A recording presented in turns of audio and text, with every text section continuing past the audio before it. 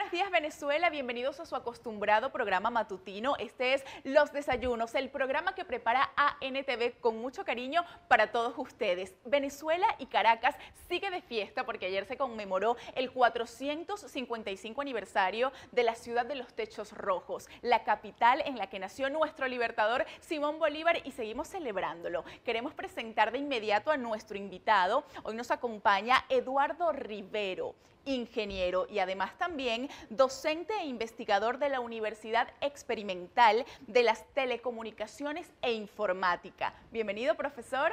Gracias. Un placer contar con su presencia. Igualmente, gracias a ustedes y a todo el equipo.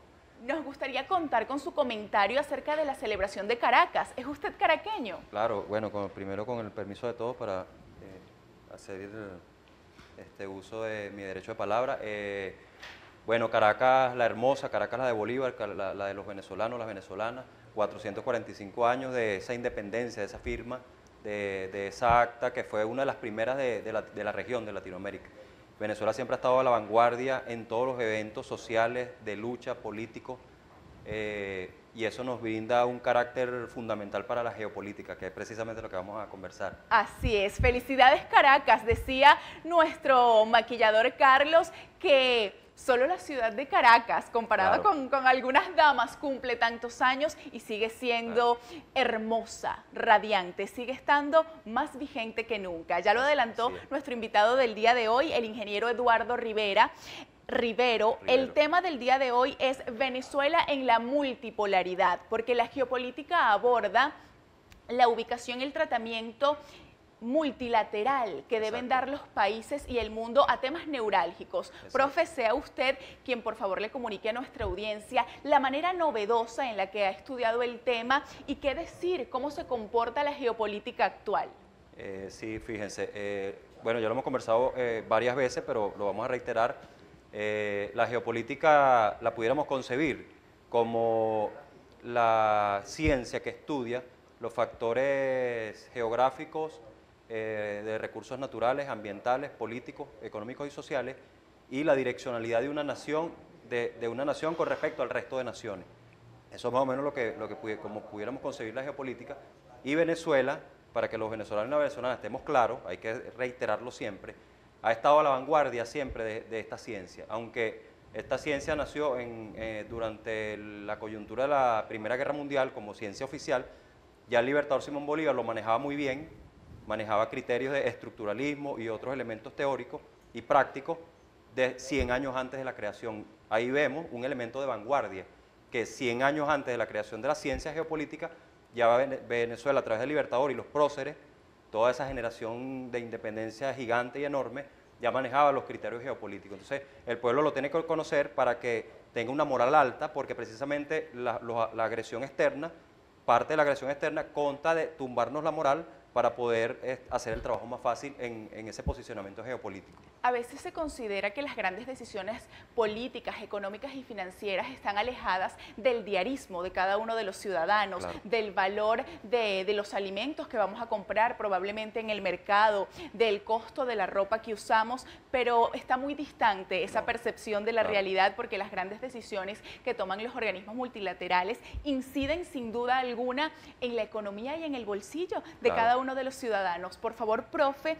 abordemos en este primer bloque de manera específica la confirmación de la multipolaridad. ¿Qué podemos entender por estos términos y cómo hacer digeribles, cercanos todos estos conceptos a nuestra audiencia? Bueno, fíjate, muy bueno lo que tú dices, porque para colocar en contexto al pueblo de Venezuela, la multipolaridad no es nueva, como muchos analistas que quieren hacerse famosos de la noche a la mañana con todo este tema de Rusia y de Ucrania, comenzaron a decir que la multipolaridad no es nuevo, es un hecho. Los hechos sociales del humano son muy complejos, son complejísimos y se van formando, se van cocinando a través de la historia. No tienen un personaje en específico o un momento en específico, sino que son muchos personajes, muchos momentos, y ya la multipolaridad venía en camino desde el propio Caracazo. Por eso es que el pueblo de Venezuela es fundamental, Caracas es fundamental. Absolutamente. El libertador ya lo había previsto. Según la visión bolivariana, el libertador previó que Caracas era la cuna de la geopolítica, la cuna de Colombia, de todo el continente y de la futura geopolítica. Ya lo había previsto y así hemos venido todas estas décadas, estos siglos, hasta llegar el Caracazo, que es cuando, hay otros eventos, pero el Caracazo en específico, que es cuando el pueblo en colectivo se libera se sacude de una represión internacional a través del neoliberalismo, y luego viene ese grandioso 4 de febrero que se conjugan y nace la revolución bolivariana, va naciendo, se va cocinando, no viene ahorita. Y una vez llega al poder el presidente Chávez, el comandante Chávez en el 98, comienza a estructurar unas nuevas relaciones internacionales a través de los recursos naturales. O sea, él estudió perfectamente los recursos naturales, en la composición geográfica, política, económica interna, para ver cómo lo proyectaba hacia afuera y hacía unas nuevas relaciones internacionales, y de ahí comienza con el rescate de la OPEC, de la Organización de Países Exportadores de Petróleo para el momento, en el 2001, y el rescate de los precios y la conformación de diversas alianzas estratégicas y geoestratégicas que comenzaron la conformación de la multipolaridad que hoy tenemos. Al contrario de lo que dicen muchos analistas, que es nuevo, con lo de Rusia, no es nuevo. Al contrario, Rusia ejecuta la acción porque ya esa multipolaridad viene floreciendo y puede ejecutar esa acción. De lo contrario, no hubiese podido, porque el poder de Estados Unidos es muy superior, o ha sido muy superior, ya ha decaído, y hacía inviable que otros países pudieran llevar ese tipo de acciones. Ya hoy, en algo más equilibrado, ya es donde Rusia puede ejecutar una acción que por un lado nos desfavorece, pero por otro lado nos favorece, porque está en reestructuración todo el planeta y las relaciones internacionales. Esas alianzas estratégicas de distinta índole que pueden darse en materia financiera, petrolera, en materia de recursos naturales, recursos económicos, se han dado a lo largo de la historia. ¿Se siguen dando? ¿Con qué frecuencia? ¿Con qué impacto? Eso lo vamos a analizar cuando regresemos de esta pausa.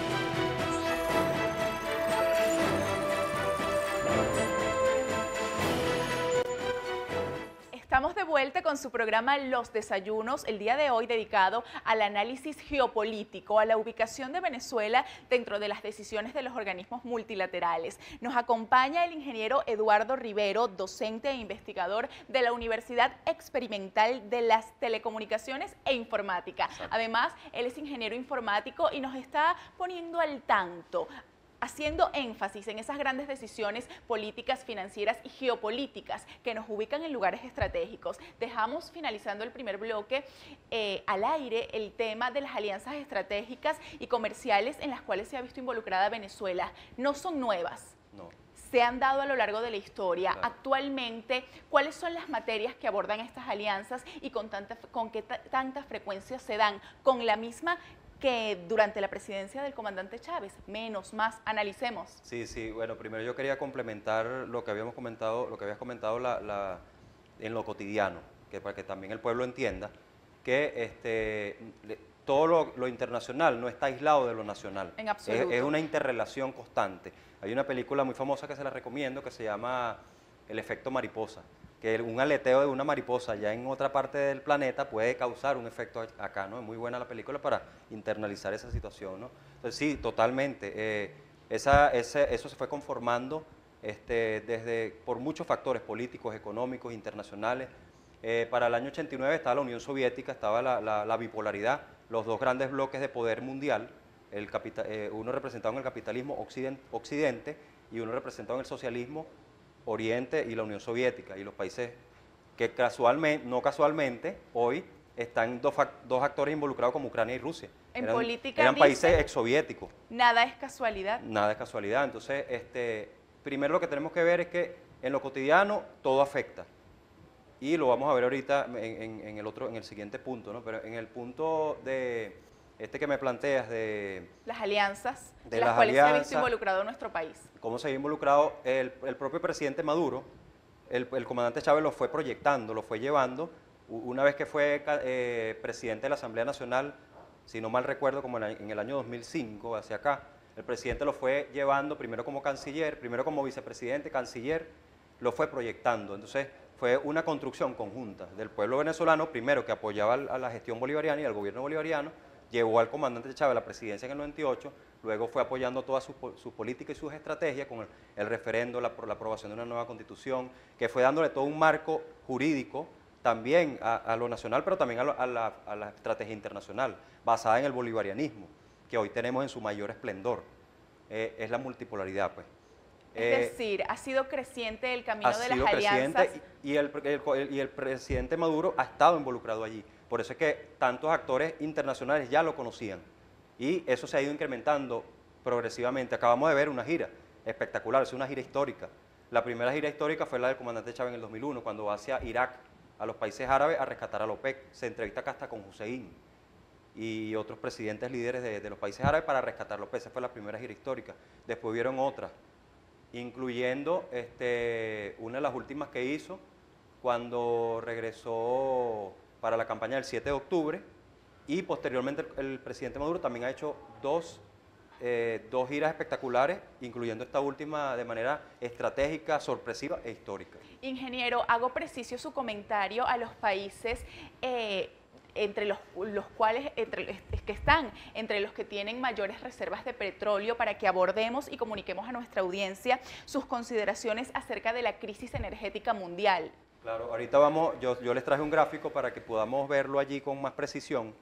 Ahí vamos a pedir que lo coloquen para que el pueblo pueda Por tener supuesto que la visión. Es un gráfico también histórico, porque aparte que tiene un conjunto de datos desde una proyección en el tiempo y el espacio, vamos a ver las diferentes, porque la historia se puede ver reflejada en el precio del petróleo. Allí lo estamos viendo en pantalla, Sí. Profesor, por favor, coméntenos a todos de qué va este gráfico, qué podemos encontrar en los datos que allí se reflejan, y cada una de las líneas identificadas con colores distintos comunican algo. Por favor, Sí. de viva voz, exprésenos qué información contiene ese gráfico. Sí, fíjate, viendo la posibilidad de ver la historia en el precio del petróleo, porque el petróleo es tan fundamental para la sociedad humana después de 1900, que la historia prácticamente se escribe también con el precio del petróleo. Entonces ahí podemos ver, si se fijan, en la línea roja, la línea vino tinto, es el precio del petróleo a nivel histórico en estos últimos,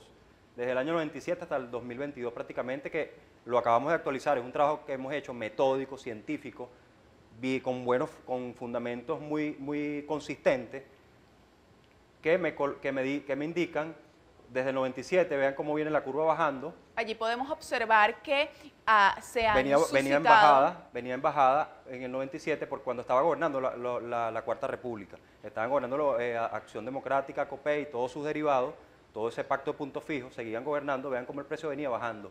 Llegó a estar hasta en $7, un producto que es muy valioso.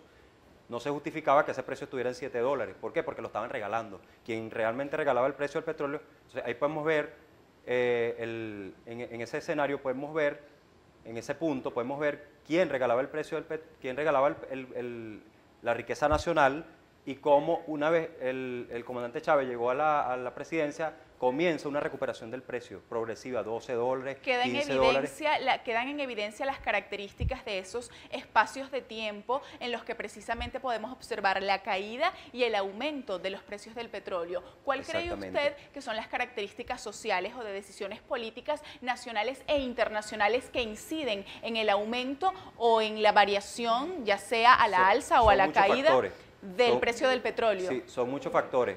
La oferta y la demanda evidentemente tiene alrededor de entre un 30 y 50%, pudiéramos decir.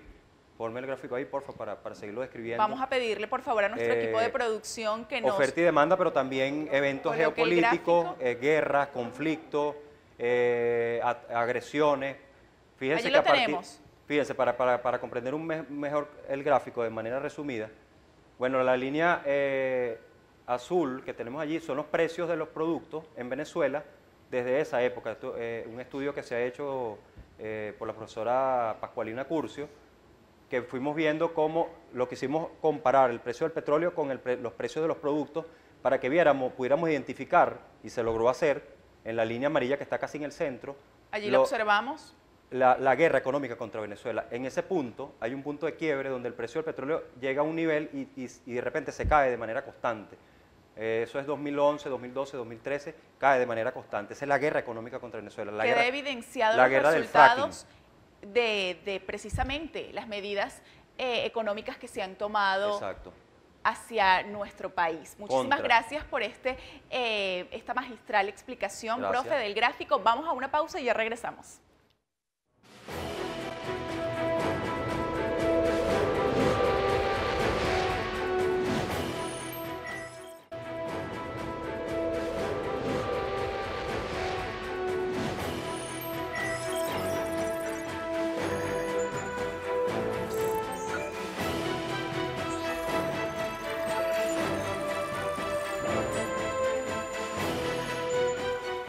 Estamos de vuelta con su programa Los Desayunos y seguimos analizando de manera acuciosa y a detalle el papel protagónico de Venezuela en el juego multilateral, en la geopolítica mundial. Me decía el profe, y bueno, sé que no es un secreto para ninguno de los ciudadanos venezolanos, que nuestro país, el territorio nacional, tiene las mayores reservas de petróleo. Le comentaba yo al profesor que aseverar y asegurar esta afirmación debe tener fuente y basamento. Las fuentes las tiene nuestro profe. Coméntenos, profesor, por favor, ¿cuáles son los detalles del carácter fundamental de Venezuela para la geopolítica mundial? Totalmente. El libertador Simón Bolívar, que fue un visionario de primer orden, dijo que deseaba ver en esta región la nación más grande del mundo, menos por sus riquezas que por su libertad y su gloria. Fíjense la grandeza del libertador Simón Bolívar. Ya preveía no solamente la grandeza espiritual y de lucha material,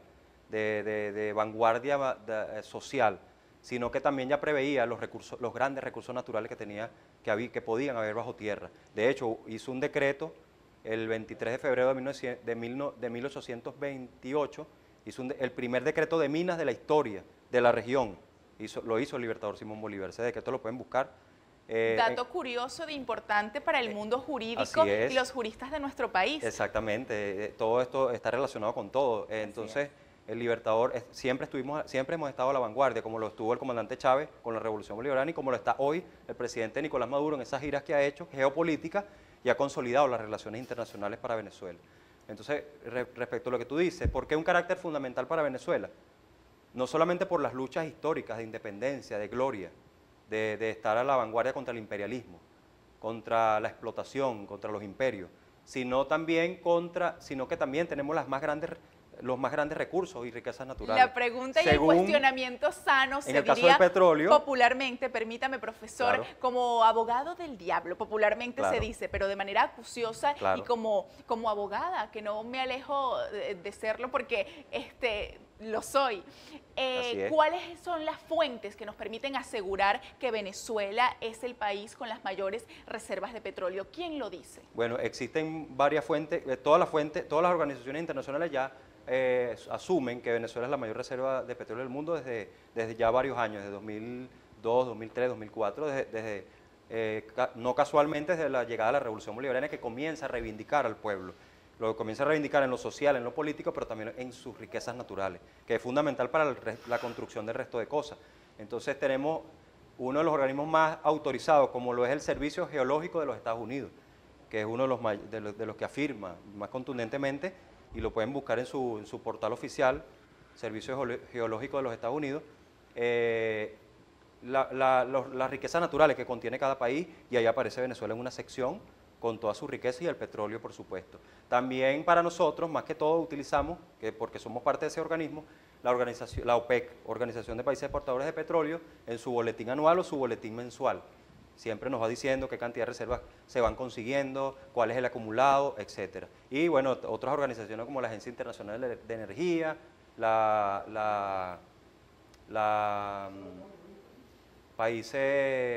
los gasíferos, etc. Son muchas organizaciones, pero principalmente el Servicio Geológico de Estados Unidos y la Organización de Países Exportadores de Petróleo. Esa es una de las características que nos permite dejar en evidencia el papel fundamental de Venezuela en la geopolítica mundial. ¿Cómo se ubica nuestro país en la geopolítica?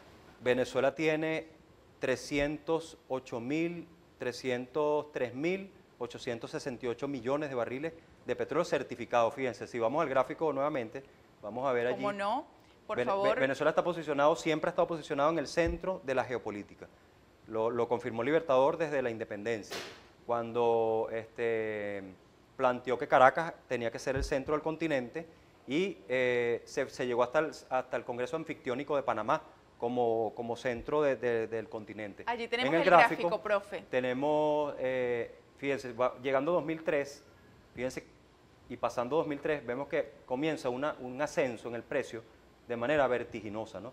Allí entró en juego una ley, en vista de la crisis mundial de petróleo, que ya venía de los años 80, porque el petróleo se está agotando a nivel mundial, o sea, la demanda cada vez es superior a lo que se requiere, a lo que está en oferta, en existencia, la producción, cada vez es más difícil cumplir los embarques y el comercio para la exigencia de las naciones. Entonces, se genera una crisis y no se pueden cumplir los embarques en el 2002 de la Shell y otras empresas, se va generando la crisis mundial desde lo energético y en Estados Unidos se promulga una ley llamada Sarbanes-Oxley por los nombres de los participantes, que eran unos senadores, y esta ley obliga a certificar la reserva. Cuando esa ley entra en juego, el precio se dispara y comienza la crisis mundial que termina en el 2008 con la crisis hipotecaria mundial, la última gran crisis del capitalismo y la última crisis y la final del capitalismo, que luego en el 2009 entra en juego las criptomonedas, porque ya los tecnólogos como nosotros dijimos, no vamos a calar más la explotación porque cada vez que hay una crisis el pueblo es el que sale perdiendo. Entonces se empiezan a generar alternativas como las criptomonedas, pero todo es derivado, una cosa de lo otro, todo está relacionado. Y lo podemos ver secuencialmente en la historia con este gráfico y de otras maneras, pues. Entonces Venezuela siempre ha tenido un rol vanguardia, un rol céntrico, y hoy más que nunca lo tiene, porque la demanda de combustible, lo vemos en la crisis de Ucrania ahorita y en la crisis europea, es fundamental y más que todo después del inicio de la era petrolera en los años 1800. Muchos dicen que es 1900, pero inéditamente, lo voy a decir por primera vez al público. ¿Cómo no? La era petrolera no se inició en 1900, se inició en 1800, precisamente en Bakú, en un territorio ex ruso, o ex soviético. Bakú, que hoy es Azerbaiyán, no es casualidad. Por eso es que Occidente odia tanto a Rusia y por eso agrede tanto a Rusia. Son muchos los factores por los que lo hace.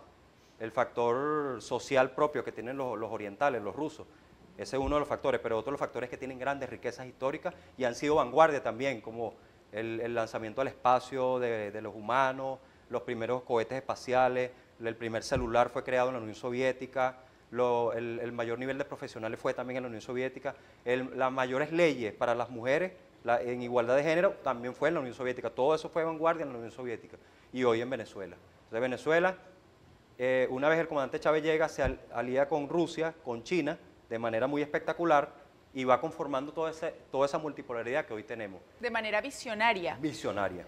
Sin duda alguna, ser el país con las mayores reservas de petróleo nos ubica y nos da un carácter fundamental dentro de la geopolítica. Pero ¿cuál es ese segundo recurso? ¿Cuál es ese segundo potencial? Y tercero, y cuarto, y quinto, y tenemos mucho en la tabla periódica. Que nos permite decir que poseemos un carácter fundamental en la geopolítica mundial. Esa respuesta al regresar de esta pausa. Ya venimos.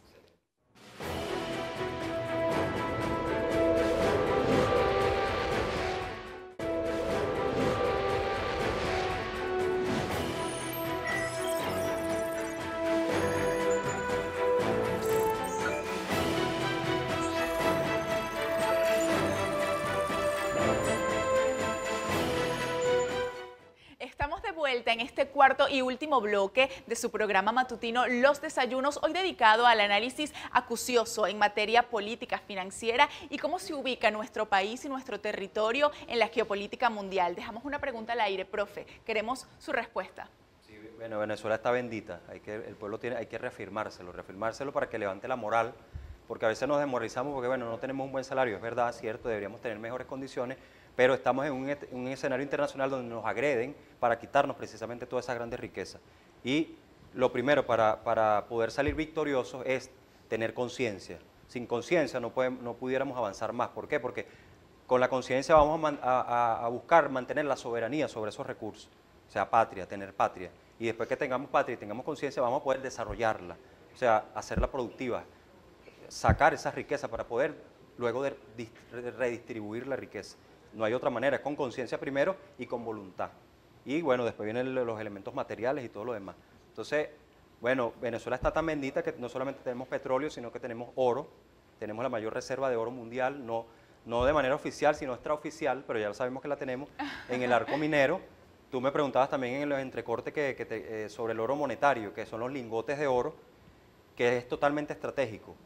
El oro es el respaldo de las economías de las naciones. Por eso las naciones acumulan oro en sus bancos centrales de manera estratégica. También pueden acumular diamantes. Pues cualquier metal de riqueza que sirva se puede ser acumulado en los bancos centrales y esto le da a las monedas, a las economías de las naciones, le da un potencial.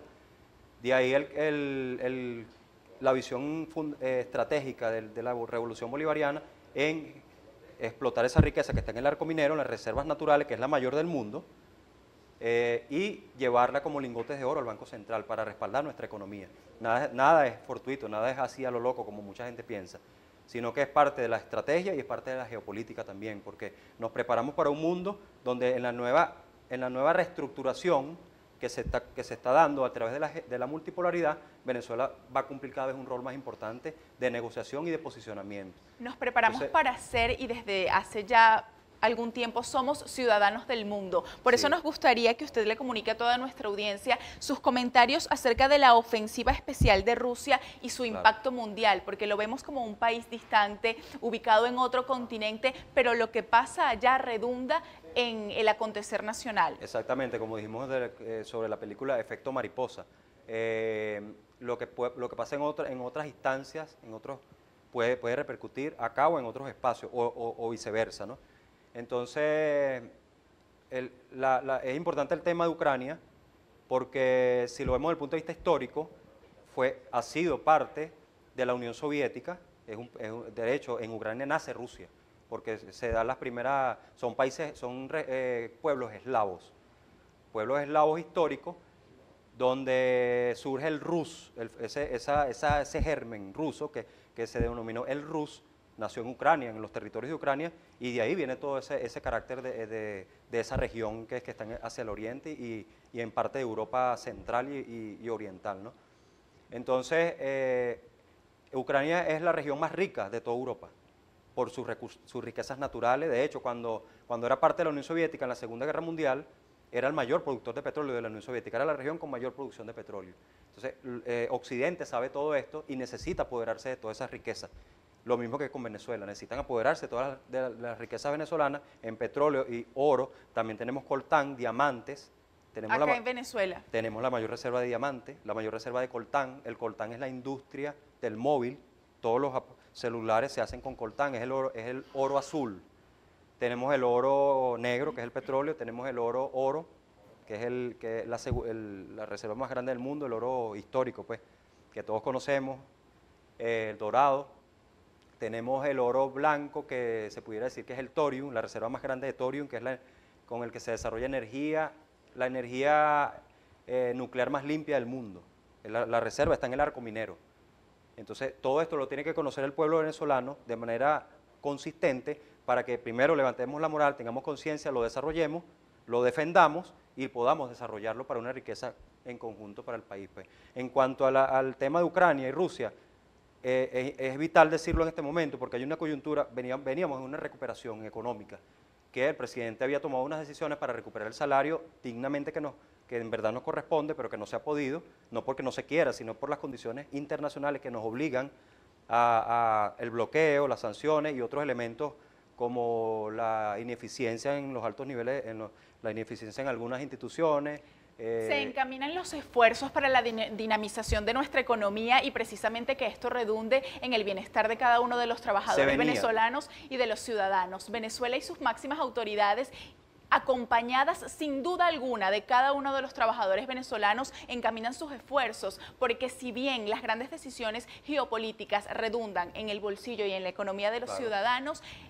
el quehacer diario de cada uno de los trabajadores, un ejemplo en este canal, usted que vino el día de hoy, nuestros camarógrafos, nuestro coordinador, nuestro personal, trabaja arduamente para vivir dignamente. Nuestro gobierno nacional encamina esfuerzos para ello y agradecemos pues su consideración acerca de este punto. Queremos saber el papel del petro, la criptomoneda venezolana, en todo esto, ¿no? De las riquezas que posee nuestro país y que nos ubica en un lugar fundamental y estratégico en la geopolítica mundial. A modo de conclusión, profe, sus consideraciones acerca del petro y un mensaje, un llamado a la conciencia formativa acerca de la política, las finanzas y la geopolítica, por favor. Totalmente, fíjate, el petro es una decisión geoestratégica de alto nivel, de altísimo nivel, es histórica, es inédita también porque es la primera criptomoneda que emite un Estado precisamente basada en sus riquezas naturales, como es el petróleo y otros diamantes, oro, etcétera, para poner por primera vez a disposición del pueblo en lo cotidiano una herramienta financiera. Eso es el petro, que se deriva de una criptomoneda, es una criptomoneda derivada de otras criptomonedas que nacieron precisamente después de esa gran crisis final del capitalismo, que fue en el 2008. El petro nace en el 2018, 10 años después de la primera criptomoneda, pero es la primera criptomoneda en la historia que emite un Estado. Entonces, fíjate, lo que venía diciendo de Rusia y Ucrania es importante porque esa ofensiva se tenía que haber dado desde el 2014, porque ya habían rodeado a Rusia y lo iban a invadir militarmente. Rusia pospone porque ellos saben, el presidente Putin, uno de los mayores estadistas mundiales contemporáneos con el presidente Maduro, conjuntamente con el presidente Maduro y el comandante Chávez, y otros grandes líderes como Roosevelt en sus años en Estados Unidos, Churchill, etcétera, sabía que esa ofensiva iba a traer un impacto mundial y por eso la pospuso, la frenó lo más que pudo, pero llegó un momento en que no la pudo frenar más y eso es lo que estamos viviendo hoy. Entonces, para que el pueblo entienda lo que está sucediendo, ya en este momento no es el dólar y su movimiento lo que está perjudicando tanto, sino es la ofensiva rusa que evidentemente se tuvo que hacer porque Estados Unidos estaba al acecho, que está generando una inflación y un impacto mundial porque es uno de los mayores proveedores de petróleo y gas, grano y otras cosas y otros bienes y servicios. Entonces, bueno, eso como para concluir la parte geopolítica y para concluir, bueno, esta invitación totalmente a gusto, gracias a todo el equipo maravilloso de ANTV, sigamos, este es el camino, sigamos llevándole al pueblo conciencia, entendimiento, no tengan duda de que el presidente obrero está dando todo su mayor esfuerzo, ha puesto hasta su vida en juego y toda la dirigencia bolivariana está allí y el pueblo también que lo acompaña y tenemos que seguir en esa visión, pero con moral. Y la moral la vamos a tener con todas estas temáticas. Siempre avanzando, Venezuela el mejor país del mundo, con más riqueza. Muchísimas gracias, profe, por su presencia, por toda la información que nos ha suministrado, por este análisis a detalle acerca de la ubicación de Venezuela en la geopolítica mundial, su papel en los organismos multilaterales. Y bueno, maravilloso este análisis, agradecemos su presencia y nos despedimos. Ha sido muy interesante, ha sido enriquecedor para cada uno de nosotros. Nos vamos, pero no nos vamos así, sin más. Nos vamos con un video que tiene preparado para nosotros nuestro equipo de producción, recordando y conmemorando. Esta semana va a ser de celebración porque Caracas, nuestra amada Caracas, cumple 455 años. Vámonos con música. Ilan Chester, cantando Cerro Ávila. Chao.